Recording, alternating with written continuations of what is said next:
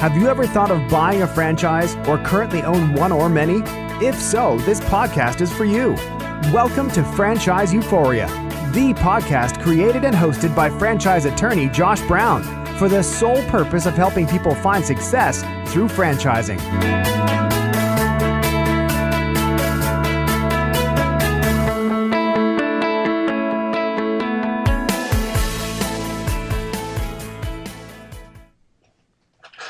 Hello and welcome to another episode of Franchise Euphoria, the podcast to help buyers, owners, and expansion-minded businesses find success through franchising. Can you really systematically and consistently get the results you want from others while making them feel genuinely good about themselves, about the process, and about you? Our guest says absolutely. Bob Burg is a sought-after speaker at corporate conventions and for entrepreneurial events. He regularly addresses audiences ranging in size from 50 to 16,000, sharing the platform with notables including today's top thought leaders, broadcast personalities, Olympic athletes, and political leaders, including a former United States president. Although for years he was best known for his book, Endless Referrals, over the past few years, it's his business parable, The Go-Giver, co-authored with John David Mann, that has captured the heart and imagination of his readers. It shot to number 6 on the Wall Street Journal's business bestsellers list just 3 weeks after its release, and reached number 9 on Business Week's.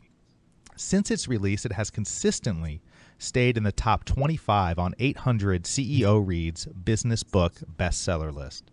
It's been translated into 21 languages. It's his 4th book to sell over 250,000 copies. He believes his new book, Adversaries into Allies, Win People Over Without Manipulation or Coercion, is by far his most important work yet. Bob is an advocate, supporter, and defender of the free enterprise system, believing that the amount of money one makes is directly proportional to how many people they serve. He is also an unapologetic animal fanatic and serves as a member of the board of directors of Furry Friends Adoption and Clinic in Jupiter, Florida. Hello, Bob, and welcome to the show. Josh, thank you. Great to be with you. Well, thank you. And before we dive into some questions here, I'd like to just take a moment and just thank you and John David Mann for writing The Go-Giver. That was really the first of your books that I read and really think it is powerful, instructive, and really a must read for every small business owner and their teams. So thank you for that. Well, thank you. I take that as a great compliment, Josh. Thank you. Well, as you know, Bob, my audience is made up of franchise buyers, owners, and businesses that would like to grow through the franchise model. Your newest book, Adversaries into Allies, Win People Over Without Manipulation or Coercion, touches on so many important points that if followed, I'm convinced will have a big impact on any entrepreneur's mindset and business. Before we dive into the details of the book, I'm curious, what led to you deciding to write this book? Well, Josh, I think more and more people know that you can really have practically all the positive success traits working for you. I mean, you can be very talented and of extremely high character. You can be ambitious, kind, charitable, hardworking, thrifty, energetic, have a knack for numbers, a head for business. You can be creative and even-tempered and all that. And all that, by the way, is great. It's terrific. However, unless you can influence others, and by that I simply mean move people to the desired and appropriate action, then your chances for attaining really significant success are somewhat limited. On the other hand, when combining benevolent intent and a learned skill set, you can find yourself really constantly, consistently, and even predictably attaining satisfaction both personally and in business while adding exceptional value to everyone whose lives you touch. Now, I personally call that ultimate influence, the ability to get the results you want from others while helping them feel genuinely good about themselves, about the situation, and about you. And Josh, the people who can do that are the ultra successful people. You know, we've all seen the people who they are talented and they have a lot of those great skills and traits. And hey, you know, they achieve some very legitimate level of success. And yet somehow they seem to get passed by, whether it's, you know, corporately or whether it's entrepreneurially or whether it's sales, what have you. And those people just seem to have that way with people. People seem to respond to them. People seem to buy into their ideas easier. They seem to have people working with them rather than against them. And this book was really written to equip people to be able to have that skill set. Well, you know, I love that, Bob, because I really, you know, one of the main things I took from the book that, you know, I sort of had a preconceived notion really my entire life that you were either born with good people skills or you weren't. You know, I never really thought about the notion that they could be taught or they could be learned. And after reading your book, it really kind of resonated with me that, yeah, there is a way to do that. And it's a lot of nuances. And, you know, you talk, for instance, a lot about the difference between persuasion and manipulation. And I'd love if you could explain that and sort of the fine line between the two. Well, sure, and it's a great question because when you think of it, influence, defined very basically, is simply the ability to move a person or persons to a desired action, usually within the context of a specific goal. So you can influence people in a negative way or a positive way. You could influence them through manipulating them, or you could influence them through persuading them. I see the two of them as being distant cousins, if you will. One's the good cousin and one's the evil cousin. Obviously, manipulation is the evil cousin. But let's face it, they are cousins. And both the because there are certain basic principles involved with both. It's how they're used that makes the difference.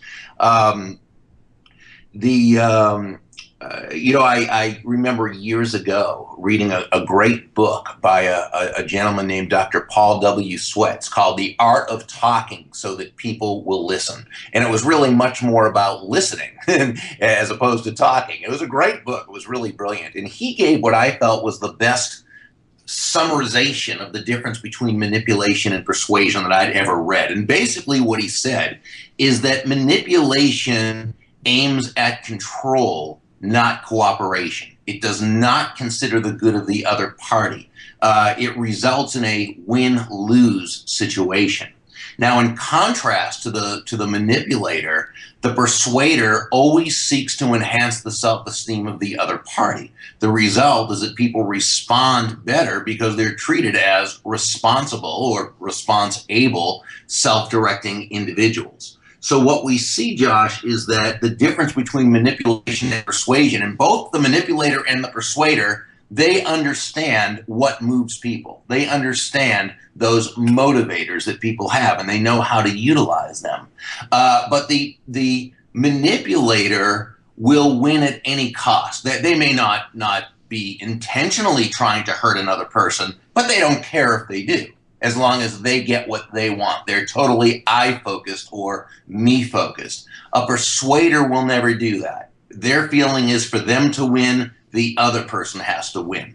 Now, so it begins, the difference between the two begins with intent, but that's not where it ends. Because, see, both the manipulator and the persuader, okay, using their people skills, if you will, and I always say there's nothing more dangerous than a bad person with good people skills, and manipulator. And they can both, you know, elicit immediate results. But that's it, because, see, once you know you've been manipulated or taken advantage of or coerced in any way, and all that falls under manipulation, you're not going to do business with that person again. You're not going to buy into that person's ideas again. You're not going to want to join that person again. The trust is going to be gone. On the other hand, when you've been persuaded by someone, you've enjoyed the results. You felt good about the results. You knew they had your best interest in mind, and it was very, very genuine. So yeah, I often say that a manipulator can have employees, but very rarely a loyal team. A manipulator can make the sale, but very rarely have a satisfied customer, and practically never a personal walking referral ambassador. And a manipulator can even have a family who they love and a family who loves them, but very rarely is it a functional family. So not only is manipulation not good business practice, it's not good life practice. It's much more effective and simply much better to be a persuader rather than a manipulator. Well, I love that, Bob. And I think, for me, when I read about that and just hearing you explain that, it seems to me to really come down to, when somebody who is ultimately manipulating you, they're really coming at it from the perspective of how it's going to benefit them. It's all about them.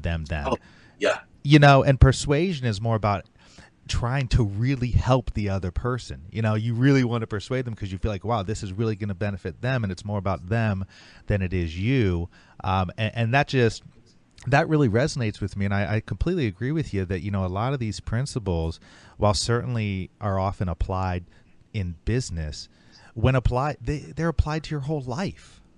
Yeah, these are really across the board. I had a lot of people ask, because of my background in sales and my writing, which tends to be around sales and marketing, they asked if this was a sales book. And I said, well, in the sense that when you think of it, everything is in a sense selling, in that you're communicating an idea that you'd like someone to buy into, sure. But and while there are some selling chapters in the book, and the chapters are all basically after the first chapter, which explains the 5 principles of ultimate influence, the chapters are generally about anywhere from 1 to 3 pages, so they're very short. And while I do have some sales vignettes in there, it's really not just about selling in that context. It's about all sorts of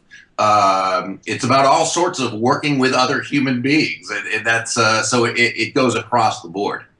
Well, and really, most businesses involve working with other human beings, so it's so vital and important. I mean, very rarely do we have businesses that are in a vacuum. You have customers, you have potential customers, you have potential clients, and so on and so forth. And being able to relate to them in a genuine, authentic, and really a proper way is key. And you mentioned in your last response the 5 principles of ultimate influence, and I'd love to get into that and first just find out what are they, and really is ultimate influence different from regular influence, and sort of what the differences are. Sure. Well, the 5 principles themselves, number 1 is control your own emotions. Number 2 is to understand the clash of belief systems, and this was certainly a life changer for me. Number 3 is to acknowledge the other person's ego. Acknowledge their ego. Number 4 is to set the proper frame, and number 5 is communicate with tact and empathy. And really, the only difference between influence and ultimate influence is one is simply the influence itself is the ability to move a person to a certain thought or action, whereas ultimate influence is you are doing so in such a way that everyone comes away a winner. Everyone comes away feeling good about the transaction. So when you talk about principle 1, you talk about controlling your own emotions. I mean, it sounds so obvious and so, almost common sense. What do you mean by it? Well, as human beings, we are emotional creatures. We're emotional beings. We'd like to think we're logical, and to a certain point, we of course we are. But we're very emotion driven, and as human beings, we make major decisions emotionally, based on emotion, and then we back those emotional decisions up with logic, or we rationalize, which you could say is to tell ourselves rational lies in order to justify that emotion-based decision. Well, I think most of us understand that. But there's also the type of emotion we need to deal with within ourselves, in which, while certainly no one can make us mad or sad or angry or whatever, what people can do is they can either intentionally or more than likely unintentionally say or do things that pushes our buttons and causes us to make ourselves mad or angry or sad or depressed or confused or what have you. When this happens, we're operating out of a position of weakness. See, the sages asked, who is a mighty person? And answered, that person who can control their own emotions and make of an enemy or of a potential enemy a friend. It's only when you can control your own emotions, Josh, that you're even in a position where you can take a perhaps negative or potentially negative situation or person and turn that into a win for everyone involved. So it's very key that we're able to understand this. Now, this is not to say that emotions are a bad thing. Again, they're a part of life. They're a good part of life as long as we're in control of them and they're not in control of us. I quote my great friend Don DiScumaci in the book as saying, by all means, take your emotions along for the ride, but make sure you are driving the car. Well, I love that too, Bob, because I love some of the practical examples and that you share in the book. I mean, one of which that sticks out is, I believe you said it was Abraham Lincoln who, whenever he was angry or would have virtue, he would write a letter, seal it, and then immediately tear it all up. So in other words, he'd get it all out of himself, but then was wise enough to be able to shred it into a million pieces so that it could never possibly be sent. I mean, I know for myself, I tend to, what I've started to do is I will write emails. That's sort of the danger with email, is that it's so quick. And so if people don't stop, they could really send emails that they regret. But what I've gotten in the habit of doing is when I write an email, I leave blank the to part of it, so where it's going, so that it's not possible for it to accidentally be sent. But I just think that is so critical. I mean, in my field of law, I've seen it so many times where people send emails that they regret. And a lot of times, quite frankly, it's the lawyers going back and forth. And you often hear, oh, I'm really sorry, I should have never sent that. And it's one of those things that's just, it's vital to your ultimate success and ultimate influence on others. Yeah, well, it very much is. And of course, the comparison to Lincoln's day would be email, would be Facebook or LinkedIn or Twitter or whatever, Google Plus, whatever social medium you're on at the time. And so, yes, we absolutely, we can write the letter, write the email, put every invective in there, everything you want. But absolutely do not send that until you are absolutely, positively sure it's the right thing. And before it's the right thing, you'll have taken out all those invectives, and you'll take out all the curses, and you'll take out all the insults. In Adversaries and Allies, I've got different examples of letters and different ways of wording things that will help you to not fall victim to that lack of control of your own emotions. It can never hurt. That can never help you. It can possibly hurt you, but it can never help you when your emotions are controlling you. Now, there is a time and place to be angry. There's a time and place to say things that are right. But as long as we're in control of ourselves when we're doing it, and it's a conscious choice, that's the key. Yeah, you have to be able to sort of separate it, right? I mean, you have to sort of be able to separate yourself from that emotion to really be effective. And it just never, it never, ever is going to hurt you to just wait a little bit longer to send that email, to give yourself that one more chance to read it over and really be sure. So I think that's a great point. And, in principle number 2, you speak about, principle number 2 is understand the clash of belief systems. And I'm curious what you mean by belief systems. Well, a belief can be defined as a subjective truth. It's the truth as you understand the truth to be, or the truth as I understand the truth to be. It's not necessarily the truth, it's our truth. Now, sometimes one's truth and the truth are the same, but often they're not.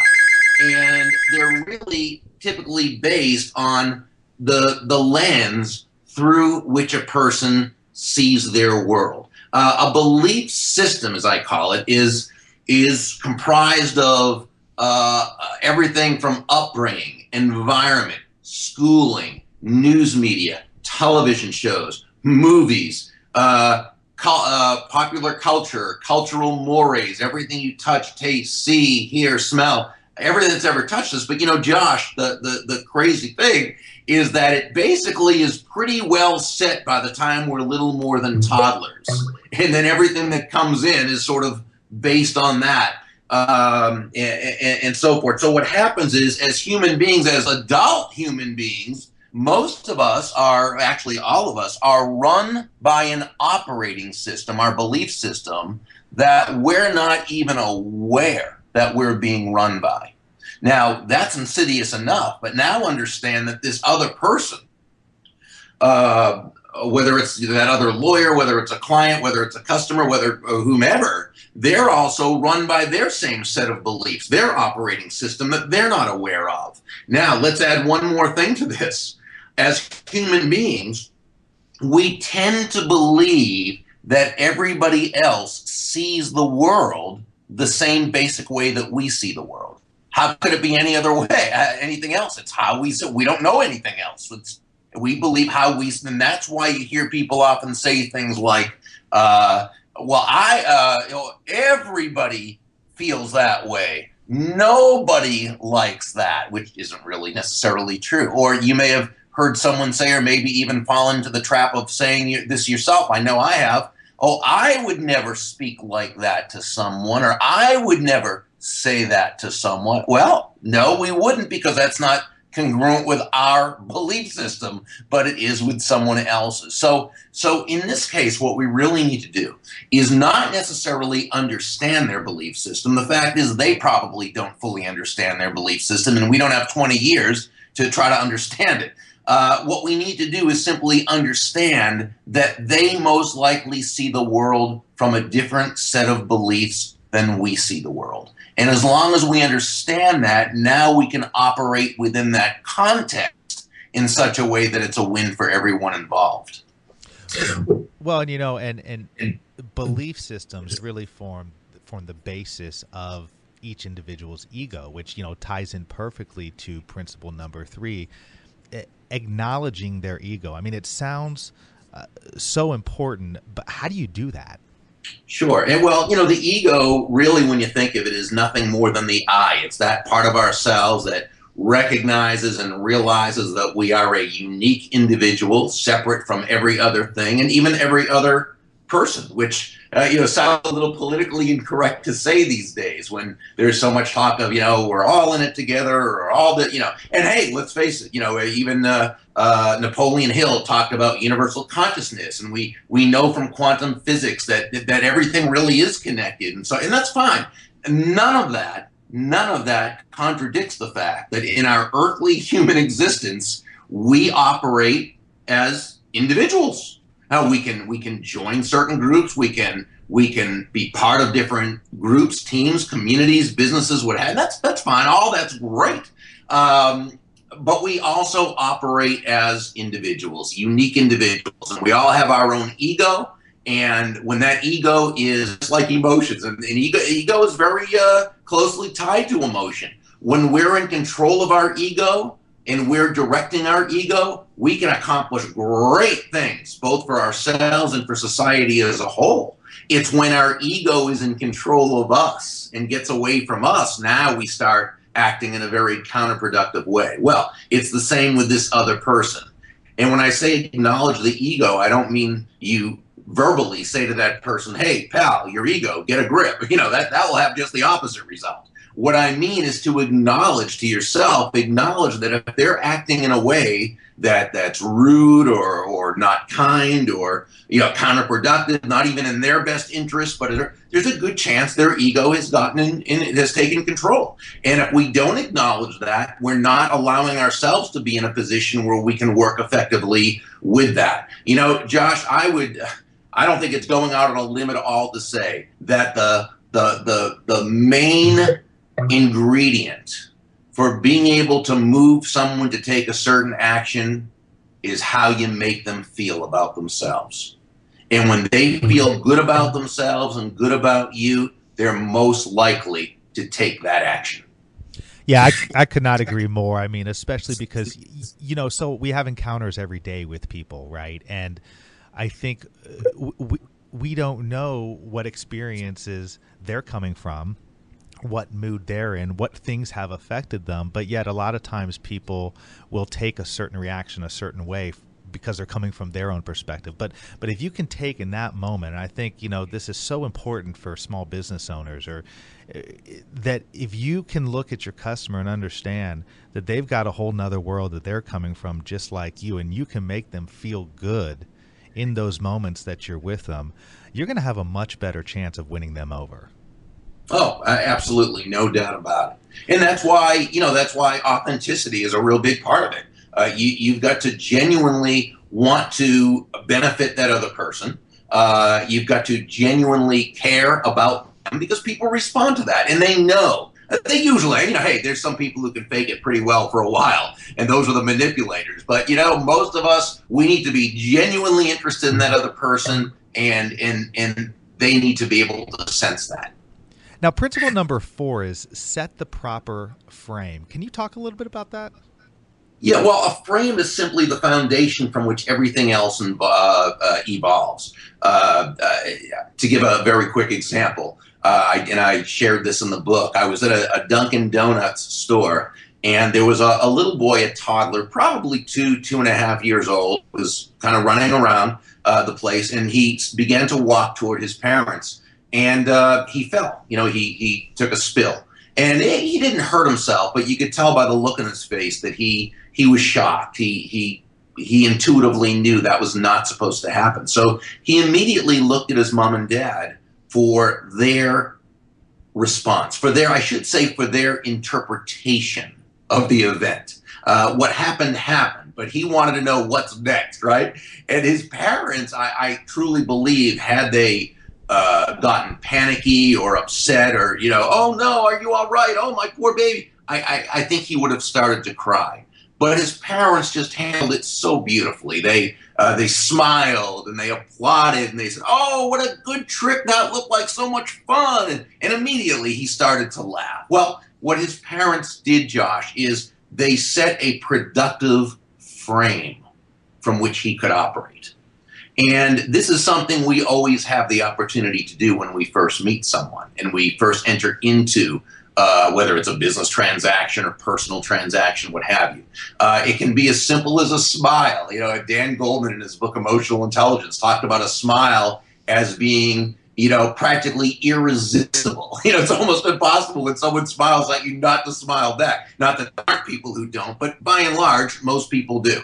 They feel good when they're smiled at. Hey, it might also be that you're in a conversation with a few people. Somebody walks into the room and you can tell they want to come over and join the group, but they're tentative. So what do? Maybe you open up your body language a little bit so they know that they're welcome. That's setting a frame of openness. So we can always do that in a transaction. The key is to be able to reset somebody else's already negative frame. And that's the person who comes into this transaction in a bad mood, or maybe they're a win-lose negotiator type, or they just see others as the enemy. Who knows? And it's when we can do that we always see in any difficult interpersonal transaction, a frame will be set. The only question is who's going to set the frame. If you allow them to, or if you just let them, then you're taking a chance. You're depending on luck that this person's going to understand a frame, or that they're going to consciously or unconsciously set a productive one. But that's luck. If you set the frame, now you have a great idea as to how this is going to progress. Yeah, no, I really love that, and I really relate to the story you told about the baby or the kid. I have two young ones myself, and we realized that with our first daughter when she was younger. When you're a new parent, and any time your child trips or falls, it's like, oh my God, But what we found out quickly, just like you said, was when we reacted that way, that set off a reaction in our daughter. But when we reacted in no big deal, or joke about it, she wouldn't cry. And that was, I think, and I could totally resonate with that, and it's so true. And finally, you talk about principle number 5: communicate with tact and empathy. Can you explain that a little bit more as well?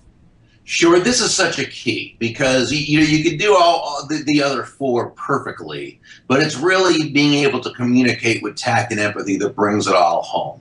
My dad has always defined tact as the language of strength. And I think that is just so right on the mark. Really, when you think about it, one of my favorite books was How to Have Confidence and Power in Dealing with People by Les Giblin, written years and years ago. And what he wrote was, what counts is attaining personal satisfaction without trampling upon the egos of those you deal with. And so we see how tact is so related to ego, is so related to framing, is so related to emotion. It really brings it all together. Tact is really, when you think of it, it's a way of being able to correct a person, critique a person, dare I say, constructively criticize a person. And not that we want to do any of those things, of course not. But hey, we're talking about the real world, not a fantasy world. And there are times, people do things that are incorrect. They overpay on a negotiable product, or they give maybe they give a potential franchisee some wrong information, or a customer the wrong quote, or they're disrespectful to somebody, or they're not providing great customer service, or they're talking disrespectfully to a family member. We've got to be able to teach, but we've got to be able to do so in a way that not only will the person not be defensive about it and resistant to us and our message, but they'll be very open to us and very accepting of our message. And that's what tact and empathy allows to happen. Now, you say that there's one question you can ask that is pretty much guaranteed to keep a potential misunderstanding from ever actually taking place. We got to know that one. Well, this is actually very, very simple, and it has to do with belief systems. Because remember, with belief systems, we take different ideas, thoughts, words, and we interpret them different ways. And not only through our own lens, Josh, but we assume everyone else has the same lens as us. Remember, we were discussing that earlier. So it could be something as simple as, your friend says, hey, you want to meet tomorrow night at 5 o'clock at the beach? And you say, yeah, sure, I'll meet you there. So at 5 o'clock, you go to that place on the beach where and I know you're in Indiana, so that's probably not something that's going to happen a whole lot. But let's just say it would. And you go to the beach at 5 o'clock. They're not there. The next day you say, hey, why did you stand me up? I thought we were meeting at 5 o'clock at the beach. He said, I was there. No, you weren't. Yes, I was. Not well. It turns out while you were at the beach by the ocean, he was at that new restaurant called The Beach. You both took the word the beach and you interpreted through your own lens. Now, let's say you're with your team and you say, hey, the client called and there's a change in the deadline needs to be done as soon as possible. Well, what does that mean? One person in your team, to them, as soon as possible means it has to be done right away, so they don't go to their kid's ball game that night and they stay up all night. They do all the work. Another person, they believe that means at the end of the week. Another person, to them, they come from a situation where as soon as possible means as soon as the previous job's done. So you've got 3 or 4 different people all assuming different things. What the person would say is, what the team member would say is, Josh, just for my own clarification, when you say as soon as possible, is there a specific date you have in mind? And what that does is it calls for total clarification. There can be no misunderstanding. So the actual sentence or the actual question is, how would you define, or what do you mean by? But you want to say it, I put sort of a tactful softener in front of that so it doesn't come off as making a person defensive. So I'd say, just for my own clarification, or just to make sure we're all on the same page, when you say X, what exactly do you mean? And that way now the same thing when you're the one that brings the news that it needs to be done as soon as possible. You need to make sure that you say, just to make sure that I have us all on the same wavelength. When I say as soon as possible, that means, Wednesday by end of day, 5 o'clock. In other words, you ask the other person to define their term. Well, and I love the story you tell in the book about, I think it was a friend of yours that called you up and said, hey, I'm looking for a house right near the ocean, or how far from the ocean or something. Yeah.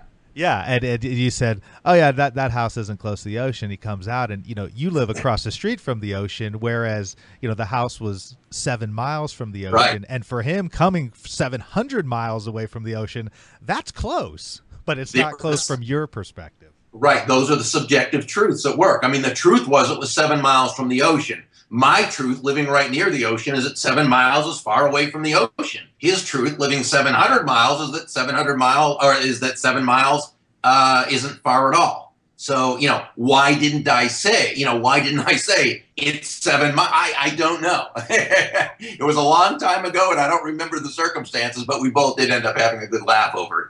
But, it's just one of those things in common conversation you don't think of. And I think the bigger point to business people and people in general is take the time to really ask that one more question. Make sure you're absolutely clear and understand that, we can't really assume anything. Exactly. Now, before we go, I mean, you tell a really delightful story about your dad, and I know your dad and mom have had such a big influence on you. But you tell a story about when you talk about how much character has to do with our ability to influence. And if you wouldn't mind, would you share with us that story? Yeah, well, what happened, I think I was about 10 years old at the time, and we were having new carpet put in. And the crew chief was a nice guy, but he was a little rough around the edges and so forth. And at noon, my folks bought pizza for the crew, so my dad brought it up for them, and then he went to talk to the crew chief just to find out how the job was going. And I was just sort of around the corner, and I was just listening in.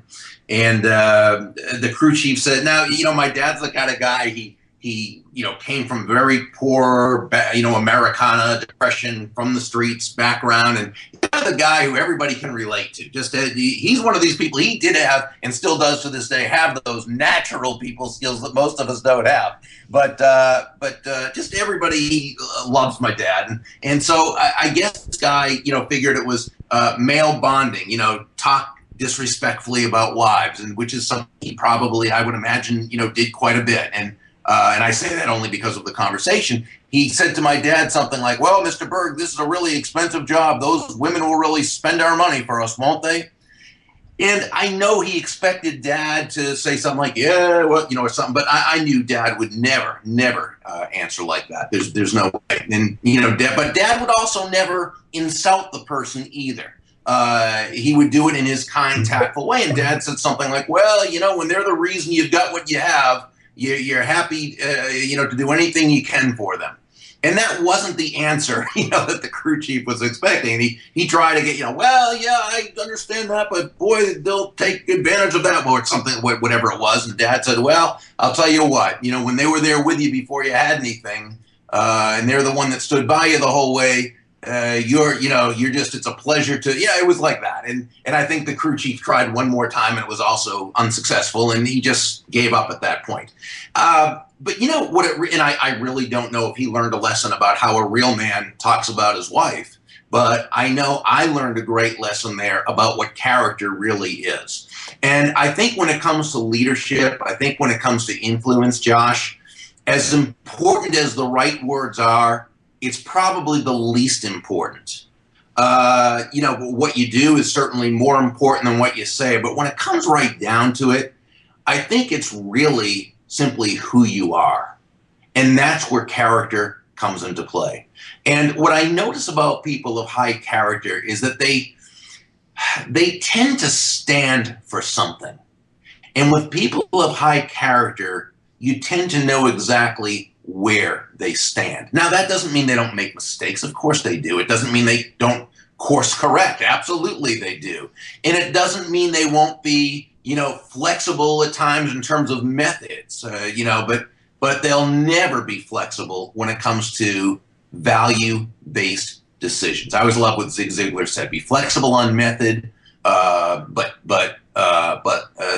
Jen, I apologize, but like a stone when it comes to values, or immovable with values. And I think that's really what it's about. And that's just, I don't think I ever heard my parents, I know I never heard my parents ever speak disrespectfully about each other to friends or relatives or anyone like that. It just isn't something that would have happened. And hey, they're a regular couple. Doesn't mean they never had problems or never had, but no, you'd never have heard something disrespectful. And to me, that's character. Well, thank you for sharing that. I think that's a great story with a great lesson. And, you know, Bob, I love the combination of the psychology of what you do and write about combined with the practical implementation and aspects of it. And I'd love for you to tell us, you know, where can my listeners learn more about you, and where to find your books and upcoming events and so on and so forth. Thank you. They can visit Burg.com, and that's spelled BURG.com. And while they're there, on the right-hand side, they can click on a graphic of the book, Adversaries into Allies. And if they click on that, it will take them to a page where they can download chapter 1 to see if they like it first. And they can click through if they'd like to order from Amazon.com or BarnesandNoble.com, or they can get it at their local bookseller. They can also subscribe to my Influence and Success Insights, where we send out value-based information about every week or so. And they can also, where it says to check out the Go Giver Way or join our Go Giver community, it's a Go Giver online member community, which is a lot of fun, and it's a really profitable way of doing business, tapping into the 5 laws. And we've got people from all over the world that are now a part of it. It's really growing. So come on to Burg.com, B-U-R-G, and hang around. Well, thank you again, Bob. I look forward to continuing to read your books as you continue to put them out. And following all your great successes. I really think what you're doing is fantastic on many levels, and really is having a big impact on a lot of people. So thank you for that. Wow, Josh, I appreciate that a lot. It's great being connected with you on social media and getting a chance to speak with you on the phone and be on your show. Absolutely. We'll talk again soon. Would love it. Thank you. Thanks.